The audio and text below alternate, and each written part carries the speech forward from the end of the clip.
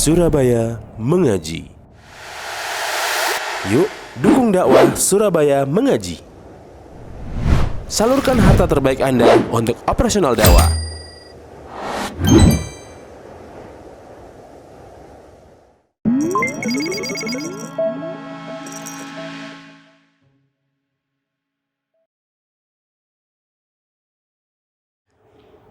Assalamualaikum warahmatullahi wabarakatuh.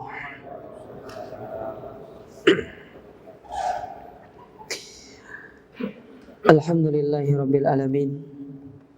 Wassalatu wassalam ala atamman akmalil mab'uts rahmatan lil alamin. Wa asyhadu an la ilaha illallah wahdahu la syarika lah. Wa asyhadu anna Muhammadan abduhu wa rasuluh. Allahumma anfa'na bima 'allamtana wa 'allimna ma yanfa'una wa zidna ilma. Kaum muslimin wal muslimat, para jamaah yang semoga senantiasa dirahmati Allah. Pertama-tama marilah kita bersyukur kepada Allah Azza wa Jalla atas segala nikmat yang Allah berikan kepada kita di kesempatan yang berbahagia ini, sehingga Allah kembali mempertemukan kita di dalam majelis yang mulia ini. InsyaAllah kita akan melanjutkan kajian kita dari Syarah al-Usul as-Salas dari Arba'in an-Nawawiyah, dan kita masih pada hadis yang ke-22, yaitu hadis yang diriwayatkan dari Jabir bin Abdullah radhiyallahu taala anhu.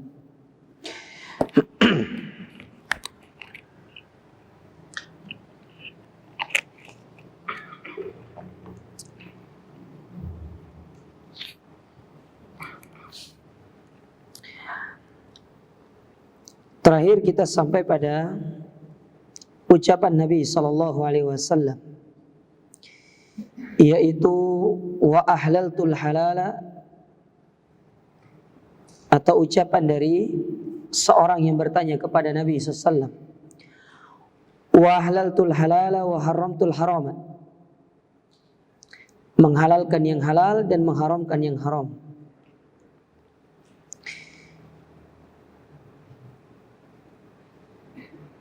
Kemudian dikatakan di situ oleh Imam Syekh Muhammad bin Shalih Al-Utsaimin, beliau mengatakan, walakin Nawawi rahimahullahu taala ba'da an saqal hadis lam yuqayyid al-haram bi kaunihi mu'taqidan tahrimuhu atau tahrimahu. Bahwasanya Imam An-Nawawi setelah beliau mengatakan di situ tentang yang halal dan yang haram, beliau tidak mengikat atau tidak meletakkan pada akhir dari hadis itu dia meyakini tentang keharamannya. Kenapa demikian? Li'annal ijtinab al-haram khairun wa illam ya'taqid annahu haram. Bahwasanya seorang meninggalkan perkara yang haram itu lebih baik meskipun dia tidak meyakini hal tersebut adalah perkara yang haram. Karena memang sudah jelas sesuatu yang haram itu perlu untuk ditinggalkan. Apalagi kalau sudah dalil berbicara ini adalah perkara yang haram, maka harus ditinggalkan. Lakin idza i'taqada annahu haram sara tarkuhu lil harami ibadah. Akan tetapi ketika seorang meyakini perkara tersebut adalah perkara yang diharamkan, lalu dia meninggalkan karena dia mengetahui itu adalah perkara yang haram, maka itu termasuk ibadah, kata beliau. Contoh misalkan dibawakan oleh Syekh Muhammad bin Shalih Al-Utsaimin di sini, rajulun ijtanaba syurbal khamri, seorang meninggalkan yang namanya minum khamr. Lakin la ala annahu haram, bal li anna nafsahu la tatibu bihi. Ketika dia meninggalkan perkara itu, bukan dia meyakini bahwasanya khamr itu adalah perkara yang diharamkan oleh syariat, Tetapi dia meninggalkan minum khamar itu karena dia berkeyakinan minum khamar itu tidak bagus untuk jiwanya. Jadi saya minum khamar ini nggak ada manfaatnya. Bukan dia meninggalkannya karena dia meyakini khamar itu adalah perkara yang haram. Fahadalah isma alaih. Dalam konteks ini, ketika ada seorang meninggalkan perkara yang diharamkan, contoh tadi minum khamar itu, karena hal itu dapat merusak jiwanya, merusak tubuhnya, maka dalam hal ini dia tidak berdosa, tetapi dia tidak dapat pahala. Jadi dia tidak dapat pahala karena meninggalkannya bukan karena meyakini keharamannya, bukan karena Allah yang melarangnya. Lakinnahu idza tarakahu mu'taqidan tahrimahu wa annahu tarakahu lillah shara musaban ala hadza. Tetapi kalau dia meninggalkannya dalam rangka dia meyakini tentang keharaman dari khamar tersebut, maka meninggalkannya itu mendapatkan pahala. Meninggalkannya mendapatkan pahala. Dan bab-bab seperti ini tuh banyak ya. Bab-bab seperti ini tuh sangat banyak sekali.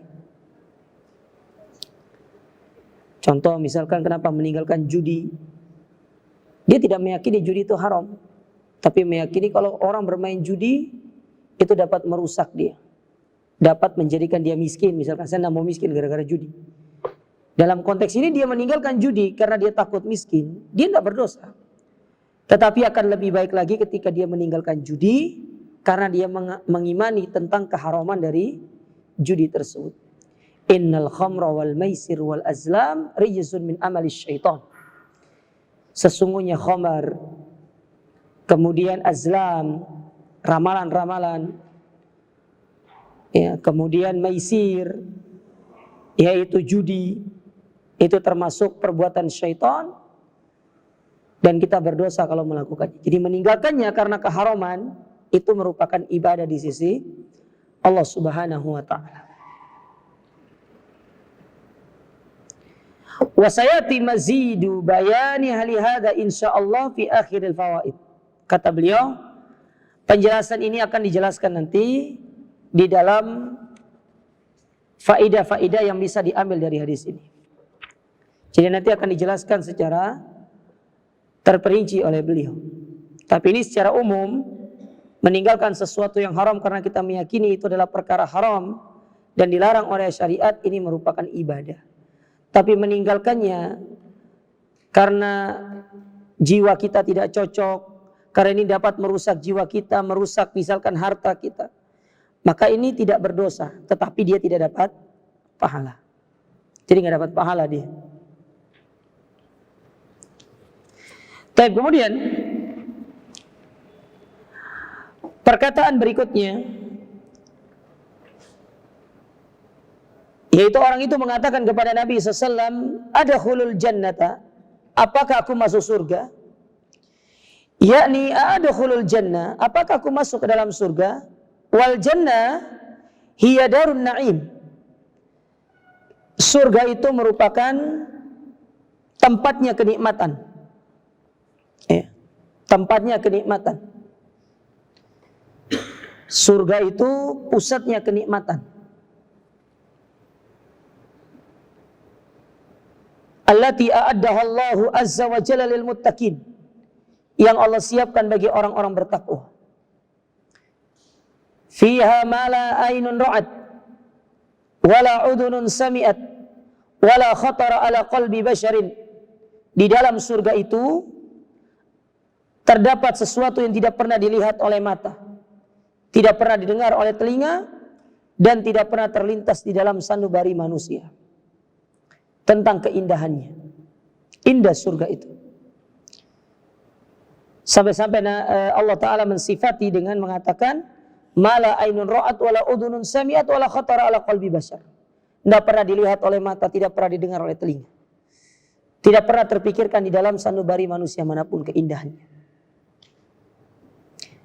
Kita tidak bisa membayangkan surga itu seperti apa, karena kita belum pernah melihatnya. Kita akan bisa menggambarkan sesuatu itu kalau kita sudah pernah melihatnya.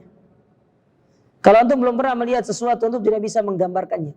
Makanya kenapa kita dilarang untuk menggambarkan tentang sifat Allah Ta'ala, terutama sifat dzatiyah. Sifat yang berkaitan dengan zat Allah, karena kita tidak pernah melihat Allah. Allah punya tangan, Allah punya wajah. Kita dilarang untuk membayangkannya, karena kita tidak pernah melihat wajah Allah, tidak pernah melihat tangan Allah Ta'ala. Kita hanya disuruh untuk mengimani. Sama seperti surga, kita tidak pernah melihatnya. Tidak ada di antara kita yang pernah melihat surga.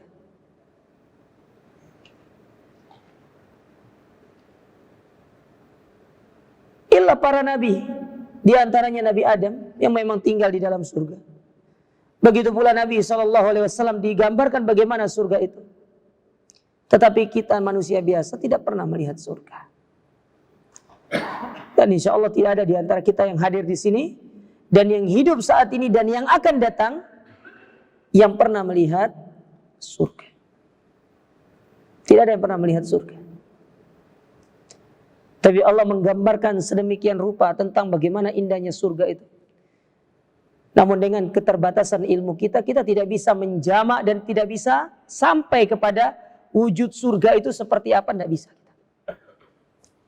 Gambaran-gambaran yang terlintas dalam bayangan kita itu tidak bisa mewakili tentang indahnya surga tersebut. Tidak bisa. Wal jannatu fiha fakihatun wa nakhilun wa rumman. Dan di dalam surga itu ada buah-buah. Ada nakhil, kurma, wa rumman, ada delima. Wa fiha lahmun wa ma'un. Terdapat pula daging dan air. Wa fiha labanun wa asalun. Ada susu dan madu. Lalu kata beliau, al-ismu mutabiqu li asma ma fid dunya.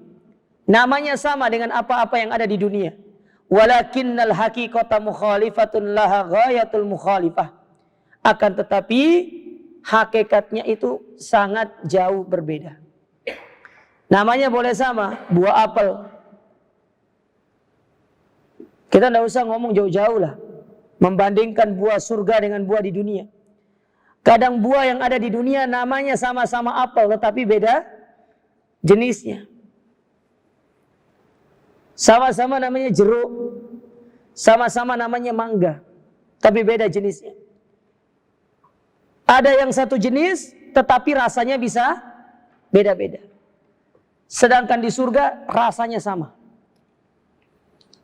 Gak ada bagian yang depannya kecut, belakangnya manis, gak ada. Gak ada yang setengah matang, ini yang busuk, gak ada. Gak ada di surga itu. Tidak ada yang dibuang di surga itu, semuanya dimakan.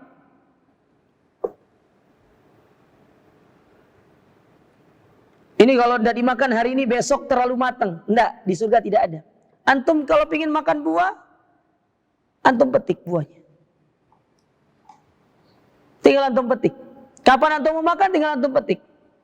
Kalau ada kata orang itu, fresh from the oven katanya. Nah itu kan roti ya, atau masakan gitu kan. Kalian enggak, ini langsung dipetik. Makanya ketika para ulama menafsirkan tentang kutufu hadaniyah, bahwasanya buah-buah di surga itu, ranting-rantingnya itu pendek. Ada yang menyebutkan pohonnya itu tinggi, tetapi ketika kita ingin mengambil buah-buahnya, dia akan merundukkan dirinya. Kalau ini kan tidak bisa pohon ini menurunkan ketinggiannya. Kalau buah di surga itu dia menurunkan ketinggiannya agar kita mengambilnya dengan mudah. Setelah kita ambil, dia akan kembali seperti semula. Kalau antum melihat sekarang ini ada pohon yang merunduk, itu setan katanya. Itu hanya ada di dalam dunia hayalan. Tapi di surga tidak. Ada pula yang menafsirkan, dia pohonnya tinggi dan dia tidak akan menurun, tidak akan rendah. Akan tetapi manusia yang dibangkitkan oleh Allah Ta'ala kan ketinggiannya 30 meter. Sehingga antara dia dengan pohon itu sejajar. Tapi saya lebih condong kepada pendapat yang pertama. Bahwasanya pohonnya itu tinggi, manusianya tinggi tapi pohonnya lebih tinggi. Ketika manusia ingin mengambil buah itu dia akan turun, merundukkan dirinya. Setelah itu dia akan naik lagi kembali. Antum bayangkan ada pohon merunduk jemaah. Antum naik kelapa sekarang manjat kelapa. Ya. Kalau sekarang mungkin tidak perlu kita cari, kita pergi manjat. Tinggal cari tukang jual degan. Ada. Kalau surga nggak ada tukang jual degan itu, nggak ada. Antum nanti kalau pingin kelapa turun dia, petik sendiri. Antum nggak perlu capek-capek, nggak perlu manjat, nggak perlu apa, dan nggak perlu antum buka. Ada pelayan yang akan membukakan buat antum. Antum bayangkan antum hidup di dalam sebuah rumah yang besar, memiliki 100 pembantu. Kira-kira dimudahkan gak hidup antum? Ya, sebulan antum udah gerak, bentar kemudian sepertinya antum pergi ke dokter gitu. Gara-gara sarafnya kaku semua. Tapi di surga tidak ada. Jadi orang masuk surga itu tidak ada penyakit asam urat, kolesterol, gak ada. Kalau antum makan daging di dunia, antum masih pikir kolesterol, asam urat, di surga gak ada. Nih. Jadi gak ada jemaah. Oleh karenanya Allah Ta'ala berfirman dalam surat Sajdah, ayat yang ke-17, apa kata Allah? Fala ta'lamu nafsum ma ukhfiya lahum min qurrati a'yun. Dan engkau tidak mengetahui atau tidak ada satu jiwa pun yang mengetahui apa yang kami simpan untuk mereka. Yang mana ketika perkara itu mereka melihatnya, itu akan menyejukkan pandangannya. Itulah surga. Ayat ini berbicara tentang surga. Setelah Allah menyebutkan sebelumnya, coba untuk melihat rentetan sebelumnya kan. Di ayat 16 Allah mengatakan tatajafa junubuhum anil madaji yad'una rabbahum khaufan wa tama wa mimma razaqnahum yunfikun. Fala ta'lamu nafsum ma ukhfiya lahum min qurrati a'yun jazaa'an bima kanu ya'malun. Setelah mereka melakukan apa yang ada di ayat 16, mereka bangun di malam hari, mereka salat, mereka beristi'anah, mereka menangis di hadapan Allah Ta'ala. Apa yang Allah berikan bagi mereka, Allah sebutkan di ayat yang ke-17. Sehingga sebagian para ulama menyebutkan di antara cara untuk cepat masuk surga itu salat malam. Dari ayat itu. Salat malam. Karena pada ayat sebelumnya, ayat itu berbicara tentang salat malam. Sedangkan ayat 18, ayat 17 berbicara tentang balasan bagi yang mengerjakan ayat 16. Ayat 16 itu tentang salat malam. Dan ayat yang ke-17 menceritakan tentang balasan yang Allah siapkan bagi orang yang melakukan ayat yang ke-16. Coba untuk baca ayat. Makanya bukan hanya sekedar sujud tilawah, tapi pahami ayatnya. Sekedar sujud tilawah setiap hari Jumat subuh, hari dia sujud tilawah. Kan banyak tuh, apalagi di masjid-masjid kaum muslimin mengkhususkan setiap hari Jumat itu dengan sujud tilawah. Antum mengkhususkan setiap hari Jumat subuh dengan sujud tilawah, dengan membaca ayat tersebut, beda. Mana contohnya? Sujud tilawah itu kapanpun kita boleh baca. Mau isya kah, mau maghrib kah. Selama itu sholat jahar. Gimana antum mau sujud tilawah sholat sir? Antum bisa dengar imamnya baca ayat apa? Kan tidak mungkin. Sujud tilawah itu terdapat pada sholat jahar. Gak ada sholat sir sujud tilawah itu. Sholat jahar. Mau dia sholat yang wajib atau sunnah, intinya sholat jahar. Ustaz, bisakah orang sholat tarawih sujud tilawah? Bisa, siapa bilang gak bisa? Intinya kan sholatnya itu sholat apa? Sholat jahar.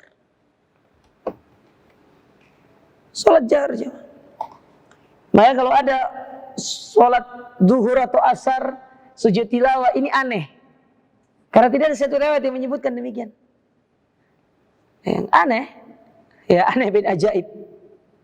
Siapa tahu antum mau coba tes sekali-kali, mau buat aliran sujud tilawah gitu. Enggak ada jemaah. Nah, Allah siapkan. Fala ta'lamu nafsum ma ukhfiya lahum min qurrati a'yun jazaa'an bima kanu ya'malun. Pahala bagi mereka, balasan bagi mereka. Wa qauluhu ta'ala fi haditsil qudsi. Begitu pula dalam hadis qudsi. Dalam hadis yang diriwayatkan Imam Bukhari dan Imam Muslim, di mana Nabi SAW bersabda, Allah Ta'ala berfirman, a'datu li ibadiyas salihin. Aku siapkan bagi hamba-hambaku yang saleh. Mala ainun ra'at. Apa yang tidak pernah dilihat oleh mata. Wala udhunun sami'at. Yang tidak pernah didengar oleh telinga. Wala khatara ala qalbi bashar. Dan tidak pernah terlintas di dalam sanubari manusia manapun. Indah surga itu. Indah.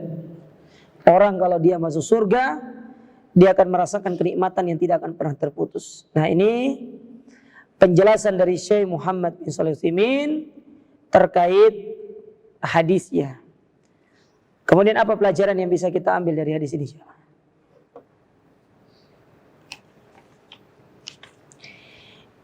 Yang pertama, hadis ini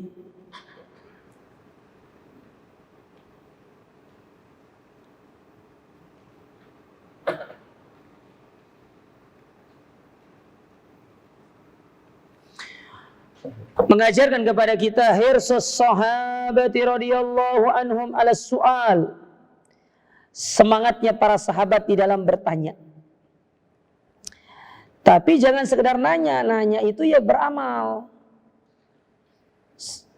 Malu bertanya, sesat di jalan. Banyak bertanya, malu-maluin jadinya. Jadi ojo takon tok jamaah. Takon tok sing akeh. Tapi beramal enggak? Ini sifatnya orang Yahudi. Banyak nanya, tapi enggak beramal. Sama seperti orang Yahudi nanya sama Nabi Musa. Ya Musa, kita disuruh perintah sembelih sapi. Sapi yang kayak gimana? Warnanya apa? Ya. Fisiknya seperti apa? Giliran dikasih tahu sama Nabi Musa, enggak dilakukan. Nah, Yahudi kayak gini. Ya. Antum jangan mau punya sifat seperti orang sifat Yahudi. Jangan. Banyak nanya tapi enggak melakukan. Akhirnya antum lama-lama jadi Abu Su'al. Tahu Abu Su'al? Bapak nanya, suka nanya. Namanya Abu Su'al itu. Nanya toh. Jangan cuma nanya aja Pak. Lakukan, kerjakan. Nah, dengan bertanya ini mengobati kebodohan. Sebagaimana kata Imam Ibnu Qayyim rahimahullahu taala, alaisa syifa'ul su'al. Bukankah obat dari kebodohan itu adalah dengan bertanya? Kalau nggak tahu nanya. Kita kalau nggak tahu dalam satu urusan, jangan pura-pura kita tahu. Apalagi kalau kita ditanya sama orang, kita nggak ngerti. Lalu kita menjawab semau kita, hati-hati. Kita bisa kena pasal berfatwa tanpa ilmu. Kalau sudah berfatwa tanpa ilmu, maka kita bisa menjadi sebab orang itu sesat dan kita masuk ke dalam kategori ya calon orang-orang yang mendapatkan dosa jariah. Berfatwa tanpa ilmu. Gak apa-apa, antum lama ngaji kemudian tidak tahu jawaban dari satu pertanyaan itu wajar. Wajar jemaah. Namanya ilmu agama itu kan luas. Bisa jadi pas kita ditanya tentang soal tersebut, kita tidak hadir di satu pengajian yang sedang membahas itu. Jadi kita tidak punya ilmu. Jangan karena antum sebagai seorang suhu kemudian ditanya sama juniornya nih. Nah, ini predikat saya sebagai suhu di majelis ilmu ini. Wah, ini kalau ditanya nggak bisa jawab bahaya nih. Malu. Mau taruh di mana muka? Ya muka tetap di depan, masa di belakang. Namanya muka itu di depan jemaah. Nggak ada muka di belakang itu. Nggak apa-apa.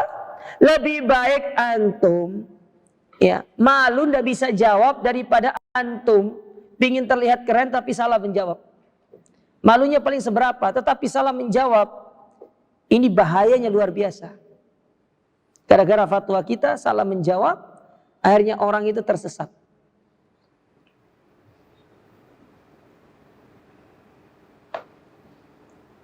Maka jadilah kita petunjuk kepada kebaikan, jangan menjadi penunjuk kepada kesesatan.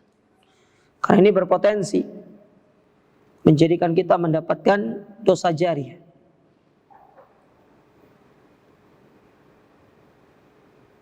Taib. Kemudian pelajaran yang kedua dari hadis ini.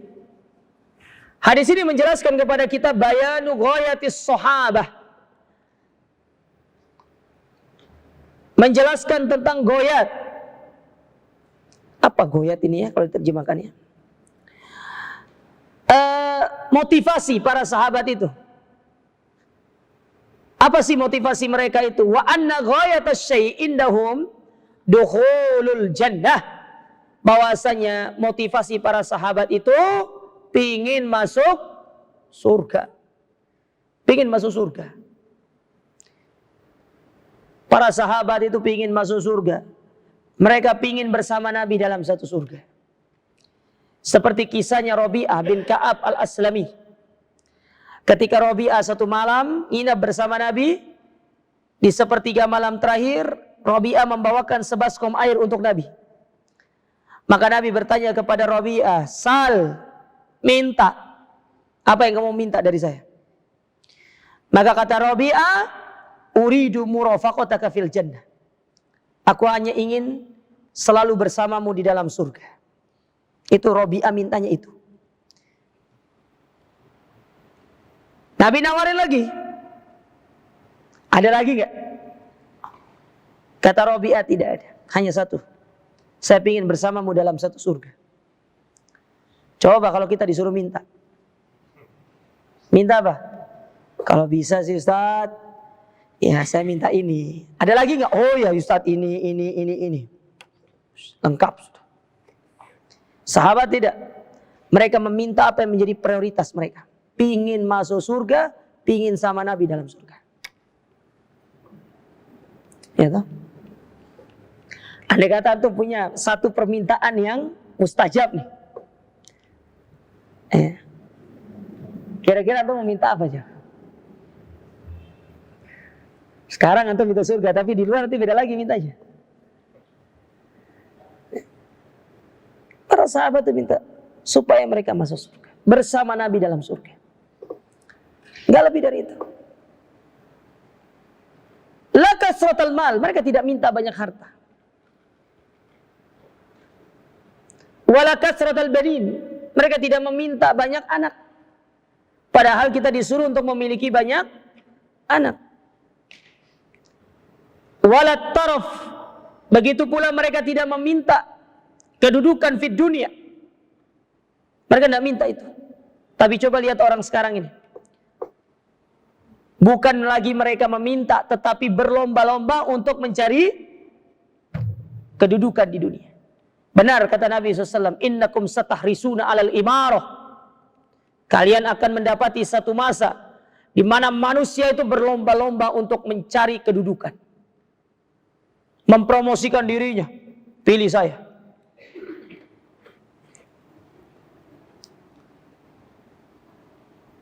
Dengan gampangnya dia menjual amanah, tetapi dia tidak menunaikan amanah. Ini orang kadzab, pendusta. Orang seperti ini bahaya. Maka jangan pernah meminta kedudukan. Jangan pernah minta kedudukan, jangan pernah meminta kekuasaan, jangan pernah. Tapi kalau antum dikasih dan antum bisa memanfaatkan untuk kebaikan kaum muslimin, ahlan wa sahlan, tafadhol. Tapi jangan minta. Antum jangan mau seperti orang-orang harokiyun. Orang-orang pergerakan. Ustaz, kalau kita tidak ngambil itu posisi, nanti orang kafir yang berkuasa. Jadi kita harus masuk ke situ. Mana sekarang buktinya? Hah? Mana buktinya? Apakah mereka memberikan dampak yang ada merusak? Alih-alih memberikan dampak kepada kaum muslimin. Bahkan di antara mereka ada yang kesandung sapi. Mana sekarang? Nabi gak pernah menyuruh kita untuk berdakwah melalui hal ini. Tidak pernah. Tidak pernah menyuruh kita demikian. Tenang, Allah tuh punya cara untuk menyelamatkan agama ini. Andai kata semua manusia, orang-orang kafir itu menjadi penguasa di negeri ini. Dan tidak ada kaum muslimin yang menjadi penguasa di atas muka bumi ini. Kita semua jadi rakyat. Apakah itu kita kalah? Tidak. Allah Ta'ala punya cara untuk mengangkat agamanya. Kenapa kita ragu dengan pertolongan Allah? Tugas kita sekarang itu, tinggalkan kesyirikan, tinggalkan kebid'ahan, fahami tentang syariat ini. Itu cara untuk kita keluar dari kehinaan umat ini.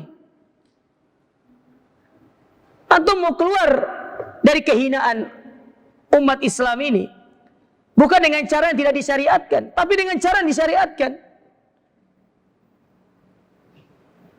Justru dengan menempuh cara yang tidak disyariatkan, bukan malah solusi untuk kita keluar dari kehinaan, tapi malah menjadikan Islam ini semakin terpuruk, ya. Semakin hina, semakin diinjak-injak sama orang-orang kafir.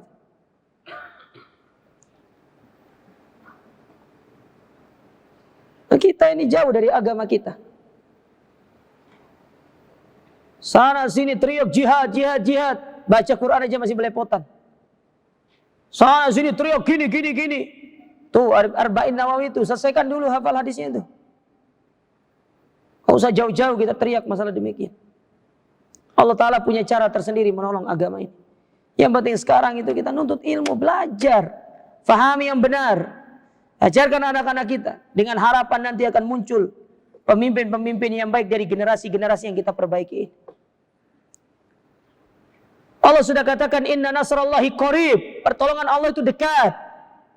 Bagi orang-orang yang mengambil sebab yang bisa menjadikan Allah menolong kita. Tapi kalau sebab yang disyariatkan tidak kita ambil, ya kehinaan demi kehinaan. Ya udah gini aja sudah. Gini aja sudah. Kondisi kita kalau kita tidak mengikuti apa yang diperintahkan oleh Allah Ta'ala dan Rasul. Jadi salah aja, Bang. Ya, ada orang-orang yang menempuh cara yang salah untuk menggapai kejayaan. Bukan jaya, hina, semakin hina justru kaum muslim. Ya. Hina. Walihada lamma qada ahadus sahaba lin Nabi sallallahu alaihi wasallam hajat. Maka pada satu ketika ada seorang sahabat yang dia itu membantu Nabi SAW dalam hajatnya. Inilah maksudnya Rabi'ah bin Ka'ab al-Aslami. Maka Nabi SAW mengatakan, Is'al mada turid. Mintalah apa yang ingin kau inginkan. Qala as'aluka murafaqataka fil jannah. Aku ingin menemanimu di dalam surga. Maka Nabi mengatakan, aghairu dzalik, ada lagi enggak? Qal huwa dzak. Hanya itu ya Rasulullah.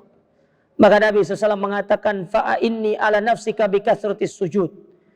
Maka bantulah aku dengan engkau memperbanyak ibadah sujud. Dengan memperbanyak salat-salat sunnah.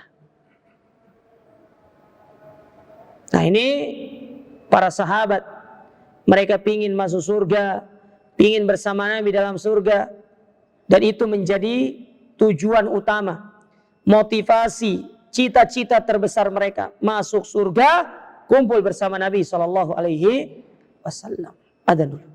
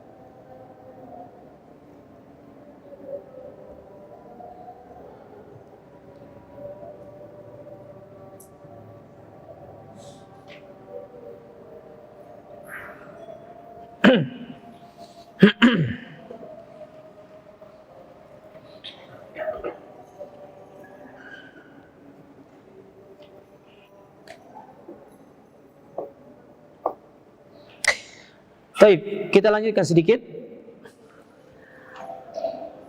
Fahadha ar-rajulu lam yas'al nukudan wala mawashi wala kusurun wala harsan. Laki-laki yang datang bertanya kepada Nabi SAW ini, mereka tidak minta nukud, tidak minta uang kepada Nabi. Tidak minta hewan ternak, tidak minta istana, tidak minta ladang. Bal sa'alal jannata. Tapi beliau minta surga.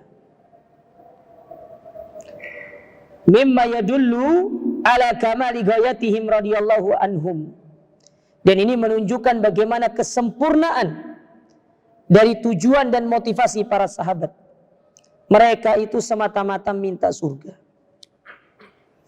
Mereka pergi berjihad, tujuannya untuk cepat masuk surga. Mereka berinfak, mereka bersedekah, tujuannya supaya bisa masuk surga. Itu para sahabat. Berbeda dengan kita. Makanya kenapa kita tidak hidup di zaman Nabi SAW itu? Ya, karena kebanyakan kita itu mintanya urusan dunia. Dunia tok dalam otak kita nih kebanyakan. Tapi lupa kita minta surga, lupa kita minta diampuni dosa-dosa kita. Bahkan perkara yang paling utama aja kita tidak pernah minta. Apa itu? Minta agar kita dimudahkan mengamalkan ilmu. Coba berapa ilmu yang sudah kita pelajari? Apakah kita sudah mengamalkan semuanya? Subhanallah. Saya selama mendengar kajian Syekh Abdul Razak, Beliau itu selalu berdoa di awal kajian beliau dengan mengatakan Allahumma fa'na bima 'allamtana wa 'allimna ma yanfa'una wa zidna ilma. Itu doa beliau selalu ulang-ulang setiap kajian beliau. Antum mau dengar secara online, secara offline, selalu beliau itu mendoakan dengan demikian. Itu menunjukkan kita butuh kepada taufik dari Allah untuk mengamalkan ilmu. Bukan sekedar pelajar tok, tapi nggak pernah diamalkan. Ya. Karena amal soleh tidak dikatakan amal soleh sampai kita itu membangunnya di atas ilmu. Ilmu itu tidak dikatakan bermanfaat sampai dia diamalkan. Jadi kalau belum diamalkan, ilmu itu belum dikatakan ilmu bermanfaat. Baru hanya dikatakan sebagai ma'rifah. Tahu ma'rifah? Sekedar pengetahuan. Belum dikatakan ilmu bermanfaat. Berarti sekedar antum tahu aja gitu. Kapan dikatakan amal soleh? Kalau antum sudah mengamal. Ilmu itu ilmu bermanfaat kalau antum sudah mengamalkan ilmu tersebut. Tapi kalau sekedar hadir, tahu, ya udah. Hanya sekedar pengetahuan tok. Tapi baru dikatakan ilmu itu ilmu yang bermanfaat kalau antum amalkan. Nah, kita berdoa sama Allah jemaah agar Allah Ta'ala memberikan kita kemudahan mengamalkan ilmu. Banyak di antara kaum muslimin punya banyak ilmu tapi tidak mengamalkan ilmunya. Pelan-pelan. Apa yang bisa kita amalkan, kita amalkan. Pelan-pelan jemaah. Adapun yang belum kita amalkan, berdoa sama Allah. Semoga Allah Ta'ala memudahkan kita untuk mengamalkan ilmu kita. Kemudian yang ketiga, pelajaran yang bisa diambil dari hadis ini, annal insana idza tasara 'ala salatil maktubati fala lauma 'alaih. Seseorang yang mencukupkan dirinya dengan sholat wajib itu tidak tercela. Artinya dia cukup sholat wajib aja, dia tidak sholat sunnah. Itu gak ada masalah. Wala yahrum min dukhulil jannah, dan dia tidak terhalangi dari masuk surga. Karena sifatnya sholat sunnah atau ibadah sunnah itu kan statusnya adalah penyempurna atas kekurangan. Tapi kalau kita bisa memastikan diri kita tidak ada kekurangan dalam sholat yang wajib, dalam puasa yang wajib, ahlan wa sahlan, tafadhol, silakan. Tapi kalau memang kita itu menyadari diri kita banyak kekurangan dalam sholat wajib, dalam puasa yang wajib, dalam sedekah yang wajib, maka tidak ada salahnya untuk kita menambahnya dengan ibadah-ibadah sunnah. Tapi kalau antum bertanya, Ustaz, ada orang sholat 5 waktu aja bisa masuk surga? Jawabannya bisa. Karena Nabi mengatakan, ara'aita idza shallaitul maktubah. Bagaimana kalau aku cuma sholat wajib? Apakah bisa masuk surga? Nabi katakan bisa. Tapi yang salah, sunnahnya diperhatikan, yang wajibnya nggak dikerjakan. Iki sing repot. Giliran sholat tahajudnya sampai ngoyo jemaah. Tapi sholat subuh, sholat duha. Sholat tahajudnya dari jam 3 sampai jam 4. Setelah itu capek. Istirahat bentar, bangun-bangun. Jam piro? Jam 7. Sholat duha itu. Sholat subuh gabung sama sholat duha. Akhirnya kebalik namanya. Salah fokus namanya. Nah, banyak nih kita nih. Giliran yang wajib, iktisar, taksir. Kita bermudah-mudahan. Tapi giliran yang sunnah, Masya Allah kenceng. Kebalik. Yang wajib itu kenceng. Yang sunnah mendukung. Itu dia. Antum mau sholat 1000 kali sholat sunnah, tetap tidak bisa mengalahkan 2 rakaat sholat subuh. Sekarang antum mau sholat sunnah nih 1000 kali, Ustaz saya mau sholat dari habis syuruk sampai menjelang duhur. Taruhlah saya akan bisa sholat 100 rakaat. Kira-kira apakah itu sudah lebih baik daripada 2 rakaat sholat subuh? Nggak bisa. Bahkan antum mau sholat sampai pingsan, tetap sholat 2 rakaat subuh itu lebih utama daripada 1000 rakaat sholat sunnah. Karena subuh hukumnya wajib, sementara yang 1000 rakaat tadi hukumnya sunnah. Sama statusnya. 3 kilogram beras itu tetap lebih baik daripada 1 ton, tapi berasnya sunnah. Ustaz, tapi yang anak keluarkan ini yang sekilo harga 15.000, hatta 30.000 1 kilo. Sedangkan yang wajib antum keluarkan 10.000 sekilo. Tetap lebih baik yang wajib daripada yang sunnah. Makanya perhatiannya itu kepada yang wajib, sunnah itu mendukung. Ya, sunnah itu mendukung.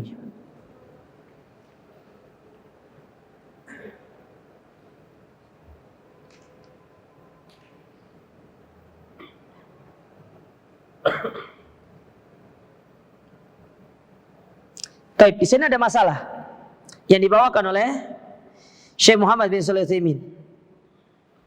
Kata beliau, fa in qala qail, jika ada seorang yang berkata, qala Imam Ahmad pernah berkata, fiman tarokal witro, terkait orang-orang yang meninggalkan salat witir. Salat witir itu hukumnya apa? Sunnah. Kata Imam Ahmad nih, huwa rajulun su la yanbaghi an tuqbal lahu syahadatu. Orang yang meninggalkan salat witir itu, dia laki-laki yang buruk dan syahadahnya, persaksiannya tidak diterima. Ya, ini kata Imam Ahmad. Ya. Ini kata Imam Ahmad. Maka dijawab sama Syekh Muhammad bin Shalih Al-Utsaimin. Kata beliau, ini nih perhatikan nih. Ya. Anda kaunahu rajulun su la yamna'uhu min dukhulil jannah. Meskipun status dia itu adalah orang yang buruk, tetapi orang buruk itu kan tidak menghalangi dia masuk ke dalam, yang terhalang masuk surga itu siapa? Syirik, kafir, betul kan? Sekarang kalau ada orang yang berdusta, apakah dia terhalang masuk surga? Cuma mungkin mampir neraka, iya. Tetapi dia tidak terhalangi masuk surga. Nah, Syekh Utsaimin ini ingin jelasin itu. Iya benar, dia orang buruk. Karena dia meninggalkan sholat witir. Ya. Dia tidak perhatian dengan sholat witir. Dia orang buruk, mungkin persaksiannya tidak diterima. Tetapi perlu diingat, bahwasanya ketika seorang meninggalkan sholat witir itu, bukan berarti dia itu terhalangi masuk surga. Enggak terhalangi masuk surga. Dia tetap bisa masuk surga. Karena yang enggak masuk surga itu pelaku syirik. Pelaku syirik, orang munafik, yang munafiknya itu munafik i'tiqad, munafik keyakinan. Pelaku bid'ah, yang bid'ahnya itu sampai pada bid'ah i'tiqad, bid'ah keyakinan. Dan orang-orang yang kufur kepada Allah, orang kafir, itu yang enggak masuk surga. Adapun ada orang enggak sholat witir, benar, dia itu mungkin orang buruk. Karena dia tidak sholat witir. Tapi dia tetap sholat wajib. Tapi dia tidak terhalangi masuk surga. Dia tetap bisa masuk surga. Mungkin masuk surganya itu ditunda. Gara-gara mungkin ada dosa yang harus dibersihkan di dalam api neraka. Tapi dia tidak akan terhalangi selama-lamanya masuk surga. Nah ini ingin dijawab seperti itu sama Syekh. Bahwasanya orang tersebut buruk karena dia meninggalkan salat witir. Tetapi bukan berarti itu menghalangi dia masuk ke dalam surga. Dia tetap masuk surga. Ya. Dia tetap masuk ke dalam surga. Ya. Dia bukan laki-laki yang baik. Dan bisa jadi dia meninggalkan hal tersebut karena mungkin dia lalai, mungkin dalam kondisi dia sedang capek, atau mungkin dia meninggalkannya dalam kondisi dia jahil mungkin. Bisa jadi. Kita tidak ngerti. Atau mungkin dia lagi futur. Kita tidak tahu nama orang kalau sudah futur siapa. Anak antum semua insya Allah pernah merasakan yang namanya futur. Orang kalau sudah futur pada tingkatan yang rendah daripada keimanan itu. Ya. Kadang-kadang banyak ibadah yang tertinggal. Terutama ibadah-ibadah sunnah. Ngajinya mulai bolong-bolong. Kadang gak hadir. Sholat sunnahnya mulai ditinggalkan. Puasa-puasa sunnahnya mulai ditinggalkan. Itu hal yang wajar. Namanya iman itu turun naik. Iman itu turun naik. Makanya kan pernah satu ketika Handhalah itu keluar dari rumahnya dengan berteriak nafaqah Handhalah. Handhalah itu munafik. Maka para sahabat mencoba menenangkan Hanzalah. Kenapa engkau berteriak, wahai Hanzalah? Dengan mengatakan dirimu munafik. Kita kalau samping Nabi SAW, iman kita naik. Tapi kalau kita kumpul bersama istri, anak-anak kita, iman kita rendah. Yang ada dalam diri kita itu urusan-urusan dunia. Kita lupa dengan ibadah, kita lupa dengan zikir sama Allah. Maka Nabi SAW mengatakan kepada Hanzalah, itulah kehidupan. Ada naik, ada turun. Keimanan itu bisa naik, bisa turun. Kalau dia turun, jangan dibiarkan dia turun terlalu lama. Tetapi segera motivasi diri untuk segera meningkatkannya kembali. Karena kalau kita membiarkan dia terus turun, dikhawatirkan iman itu bisa hilang dari dada-dada kita. Tapi kita berhenti pada poin yang keempat. Insya Allah kita lanjutkan pada pertemuan berikutnya. Wallahu a'lam bishawab.